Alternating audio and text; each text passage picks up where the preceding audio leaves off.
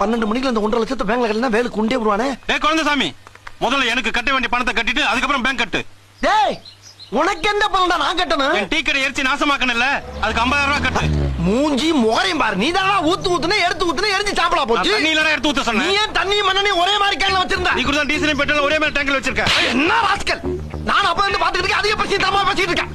அன்னைக்காச்சு கன்ஃபியூஷன்ல கிடையாயிருச்சேன். இப்ப கன்ஃபார்மா உன்னை பெட்ரோல் ஊத்தி கொளுத்திடுவேன். ஆமா, என்ன கொளுத்திடுவே நீ? கொளுத்தி கொலை பண்ணிடுவோம் இன்னைக்கு. என்ன கொலை பண்ணிடுவே நீ? நைட்டோட நைட்டா ஆள் வச்சு கண்ணடமா வெட்டி கழுகு போட்டு என்ன ஆளை வச்சு கொலை பண்ணிடுவே நீ? பண்ணிடுவேன். ஆமா, என்ன யாரவே செல்போனை மூஞ்சிக்கு நேர காட்டி காட்டி என்னமோ என்ன பண்றான். கொலை பண்ணிடுவியா? Hello brother, Yes. கொஞ்சம் இங்க வாங்க. செல்போன் வச்சு என்ன பண்றீங்க? இல்லண்ணே, எனக்கு வேலை வெட்டி இல்ல. சரி, இப்ப இந்த வியாபாரம் தான் ஓடிக்கிட்டு இருக்கு. வியாபாரமா?